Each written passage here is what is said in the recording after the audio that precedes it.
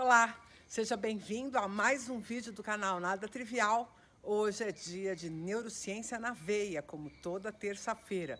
E eu escolhi para falar com vocês hoje sobre um tema que vira e mexe, aparece nas redes sociais, que é a amígdala cerebral. E quando a gente fala amígdala cerebral, muita gente lembra dessas estruturas que a gente tem aqui na garganta. E é comum até as pessoas ficarem preocupadas, né? Quem sofreu amidalectomia, quer dizer, quem fez a retirada dessas estruturas aqui na garganta, acaba se preocupando quando a gente fala de amígdala. Mas não é essa amígdala, não. E, na verdade, o nome amígdala, ele é atribuído justamente por causa do formato, né? A amígdala é amêndoa. E aí, tanto faz se essa amêndoa ou alguma coisa em formato de amêndoa está dentro do cérebro ou se ela está na garganta, né? E vão levar o mesmo nome por causa da aparência. Em anatomia tem muito disso. Quando os anatomistas não sabiam a função das estruturas, né? E geralmente você descobre a estrutura e depois descobre a função, esse primeiro nome tem a ver com aparência, né? Tem a ver com o que parece aquela estrutura, e a amígdala, então, tem a ver com essa parecência com a amêndoa.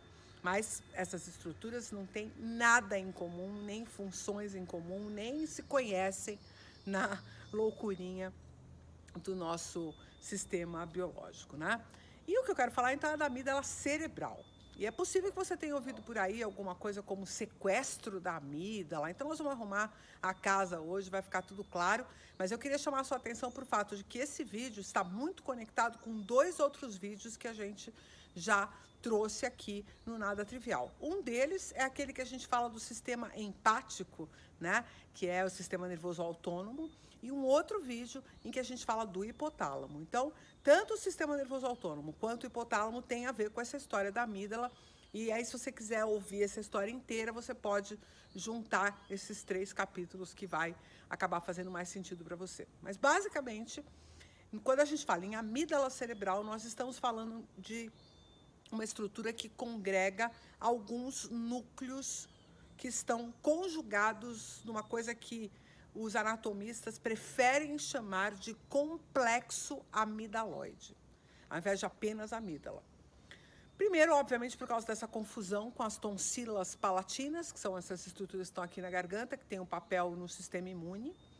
E depois, porque realmente trata-se de vários núcleos que estão coligados, executando funções que são, obviamente, muito próximas, mas que, na verdade, têm papéis separados, né? Então, a gente vai ter uma parte da amígdala, que é a amígdala basolateral, por exemplo, que vai ter um papel, vai ter outros núcleos ligados a serem efetores, outros a serem mais produtores de memória, mas, em linhas gerais, o que faz a tal da amígdala, ou complexo amidaloide, cara?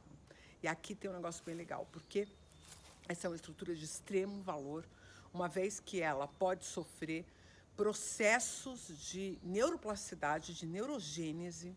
E isso é muito legal, porque toda estrutura que faz neurogênese dentro do cérebro tem muita conexão com produção de memória. Então, o hipotálamo tem neurogênese, o hipocampo tem neurogênese e o complexo amidaloide também tem neurogênese, justamente porque são estruturas muito importantes para a formação de novos circuitos. Carla, do começo. Então, vamos do começo. O complexo amidaloide é uma estrutura envolvida com a produção de memórias de valor emocional. A grande maioria delas, inclusive, memórias que têm um valor de valência negativa. Porque eu costumo dizer, ainda que isso não esteja completamente fechado, né, nos estudos em neurociência, mas nós temos estruturas muito bem elaboradas para produzir memórias de valência negativa, coisas que a gente deve evitar, então medo, coisas que a gente quer agredir, né, que é raiva, coisas que a gente quer ir contra, né, são memórias, então, de valência negativa. E aquilo que tem valência positiva, ainda obviamente que a gente possa se sentir excitado, que a gente possa se sentir animado com algumas coisas, na maior parte das vezes tem a ver com a ausência de valências negativas, né? Então, a gente se sente bem, a gente se sente estável quando não existem valências negativas acontecendo, quer dizer, memórias de valência negativa sendo ativadas. Então, se você vê alguma coisa que te promove um estado de medo, isso é porque houve uma deflagração de um estímulo de valência negativa. E quando você está em contato com esse tipo de estímulo, geralmente você não tem um estado geral positivo. Agora, quando você está vivendo uma situação que você não tem medo, que você não tem raiva, que você não tem angústia, que você não está se sentindo mal, você vai dizer que você está se sentindo bem, né? Então, é uma coisa interessante porque, em geral, a ausência desse tipo de atividade de memórias de valência negativa é suficiente para que você se perceba se sentindo bem. Mas exatamente o que a amígdala faz? Bom, a amígdala ela é um território neural, né? Então são núcleos neurais, é um conjunto de neurônios que tem a potência de conectar elementos de um determinado ambiente, de um determinado contexto, que vão adquirir, a partir desta conexão, um significado de emoção de valência negativa. Então, vou te dar um exemplo. Você vai a algum lugar, vai fazer uma visita a um amigo, vai visitar um amigo na casa dele, e aí, quando você está próximo de chegar à casa dele, ali na rua da casa do seu amigo, você, né, por uma dessas fatalidades da vida, sofre um assalto, levam o seu celular, né? Essa memória do lugar, da situação, se era noite, se era dia, se você estava sozinho, como é que a pessoa chegou, qual era o tipo, né, o biotipo dessa pessoa, tudo isso vai produzir uma memória de valência negativa. Para quê? Para que quando você estiver em situações que sejam semelhantes a essa, você, de forma antecipada, se proteja. E para isso que servem as memórias de valência emocional, que é justamente para que você reconheça contextos que possam estar produzindo algum tipo de perigo para você. E aí é bem interessante a gente conhecer a amígdala um pouco pelo revés dela. Por quê? Nos anos 50, se eu estiver errado, eu estou errando por alguns poucos anos, tá? Mas mais ou menos nos anos 50, dois pesquisadores que estavam investigando o papel de uma região cerebral chamada hipocampo, que é muito próxima fisicamente da amígdala, estavam fazendo algumas cirurgias em animais, em primatas, retirando partes do hipocampo para ver o que acontecia quando essas partes eram retiradas. Experimentos, né, gente? Ainda que a gente saiba o quanto, né, a gente ainda precisa evoluir em termos de organizar essa vida experimental, essa vida aí, né, científica, sem agredir os animais.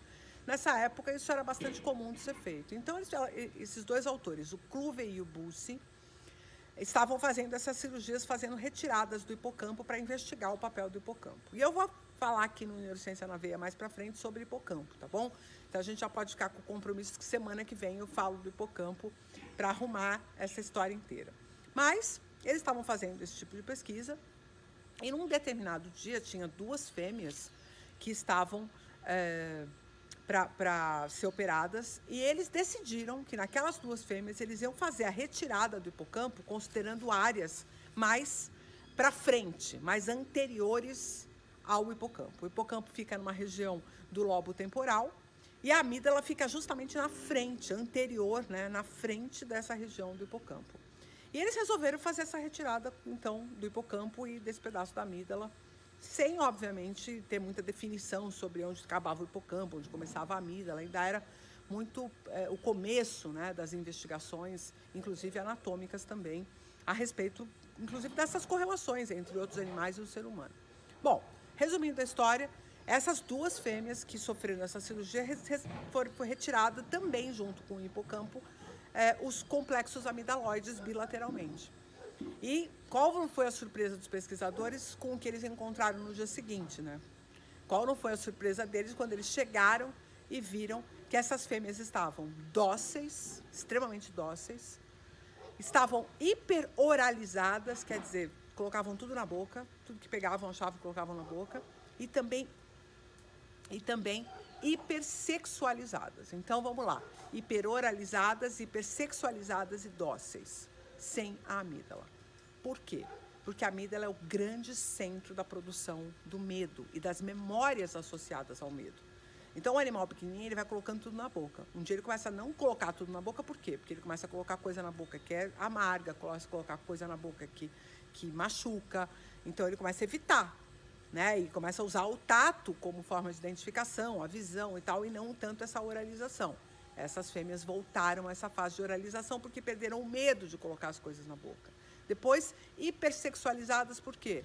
Porque parte do que reprime os comportamentos sexuais, especialmente em animais em cativeiro, é o medo, é a apreensão. Então, elas expressaram essa sexualização. E, por fim, dóceis, porque também a agressividade de um animal em cativeiro está diretamente associada à percepção deles de perigo que eles têm naquela situação. Por isso, eles agridem. Não é que eles são agressivos por natureza, eles agridem para se defender. Então, a retirada, né, do complexo amidalóide desses animais retirou o medo.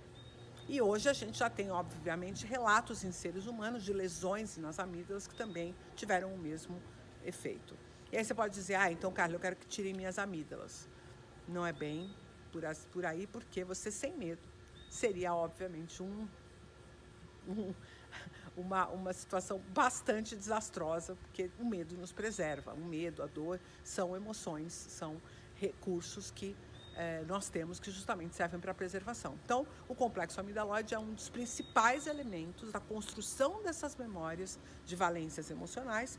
E depois, quando a gente entra em contato com contextos, ainda que sejam apenas parciais, então, não vai precisar que você tenha medo apenas quando você chegar na rua da casa do seu amigo.